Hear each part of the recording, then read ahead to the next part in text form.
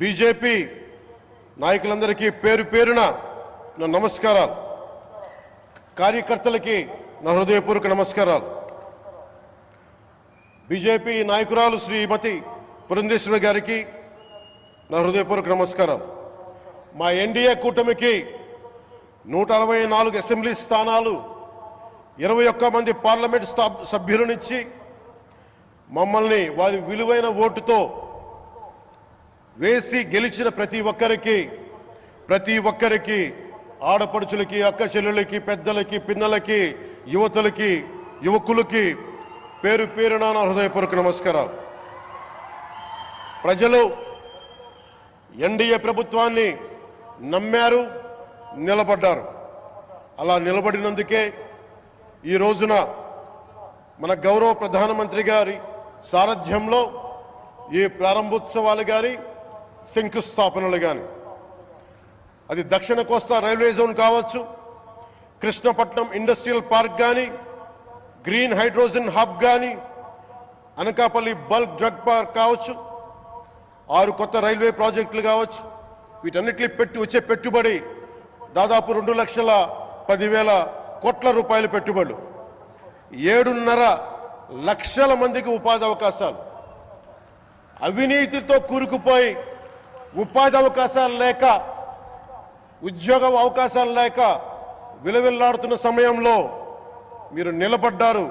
అందుకే ఈ రోజున ఈ 2 లక్షల పైచిలుకు పెట్టుబడితో 7.5 లక్షల ఉపాధి అవకాశాలు లభించి మనందరికీ ఇచ్చినందుకు మనస్ఫూర్తిగా ప్రధానమంత్రి శ్రీ నరేంద్ర మోదీ గారికి చేతులెత్తి నమస్కరిస్తున్నాం. ఇవి కాకుండా కొత్త హైవేల నిర్మాణం, విస్తరణ, అలాగే అమరావతి రాజధానికి పెట్టుబడులు, పోలవరంకి నిధులు, 15th ఫైనాన్స్ కమిషన్ నిధులు కానీ, జల్ జీవన్ మిషన్ కోసం ప్రతి ఇంటికి నీరు, రక్షిత మంచినీరు రావాలి ఆయన ఆకాంక్ష, ఆయన ఆశయం. మనకు గంట కాదు 24 గంటలు రావాలని పడ్డ తపన ప్రధానమంత్రి గారిది. వీటన్నిటికీ చేయగలుగుతున్నాం, ముందు ప్రారంభించామంటే మీరు మా మీద పెట్టిన భరోసా, మా మీద పెట్టిన నమ్మకం, గౌరవ ప్రధానమంత్రి గారి మీద మీరు చూపించిన నమ్మకం. ఈ రోజున అది 2 లక్షల పైచులకు పెట్టుబడులుగా ఇక్కడికి వచ్చింది. ఎక్కడో మన మారుమూల గ్రామాల్లో 70 సంవత్సరాల పాలనలో గ్రామాలకి రోడ్డు లేదు. ప్రధానమంత్రి సడక్ యోజన కింద ఈ రోజున మనం మారుమూల గిరిజన గ్రామాల్లో కూడా రోడ్లు వేయగలుగుతున్నామంటే దానికి ముందుండి మాకు వెన్నుతట్టి మాకు నిధులు సమకూరుస్తుంది నరేంద్ర మోదీ గారు. భారతం అభివృద్ధి పదంలో ఎందుకు చేశారు ఇవన్నీ అంటే, భారతదేశం అన్ని రాజ్యాలు, అన్ని రాష్ట్రాలు ఏ ఒక్కరు కూడా అభివృద్ధిలో వెనకపడకూడదు. అది మనకి తెలంగాణ కావచ్చు, ఆంధ్రప్రదేశ్ కావచ్చు, ఆంధ్రప్రదేశ్లోని ఉత్తరాంధ్ర, రాయలసీమ, మనకి కోస్తాంధ్ర కావచ్చు, ఎక్కడా కూడా ఏ ప్రాంతం కూడా వెనుకపడకూడదు. అభివృద్ధిలో అందరికీ సమాన వాటా ఉండాలని చెప్పే ఈరోజు ఇన్ని పెట్టుబడులు.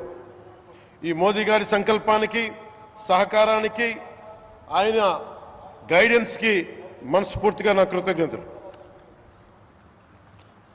5 ఏళ్ల అవినీతి, అరాచక పాలనలో ఆంధ్రప్రదేశ్ అంధకారంలో కూరుకుపోయినప్పుడు ఆ రోజున మన ముందుకొచ్చి మేము ఎన్డీఏ కూటమితో మనం నిలబెడదాం, ఆంధ్రప్రదేశ్ ప్రజల ఆకాంక్షలు నిలబెడదాం, అభివృద్ధి పదంలో నడిపిద్దామని చెప్పి ఆ రోజు ఆశాజ్యోతిలో నిలబడ్డారు.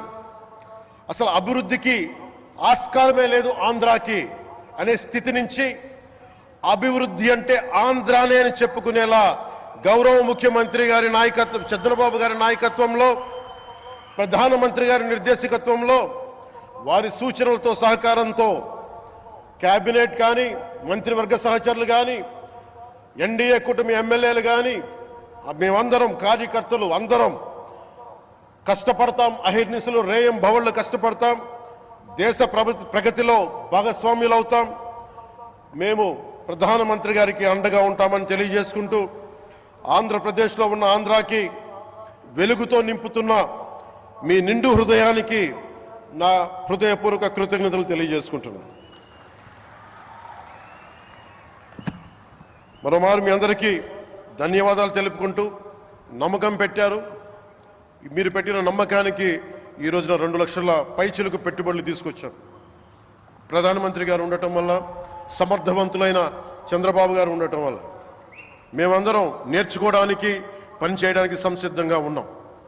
సో మీరందరూ ఇదే సహకారం ఇవ్వాలని మనస్ఫూర్తిగా కోరుకుంటూ, ఆ భగవంతుడు, ఆ లక్ష్మీ నరసింహుడు ఈ దేశాన్ని మరింత ప్రగతి పదంలో నడిపించేలా గౌరవ ప్రధానమంత్రి శ్రీ నరేంద్ర మోదీ గారికి దీర్ఘాయుష్ ఇవ్వాలి, ఆరోగ్యం ఇవ్వాలని మనస్ఫూర్తిగా కోరుకుంటూ, ఆ లక్ష్మీ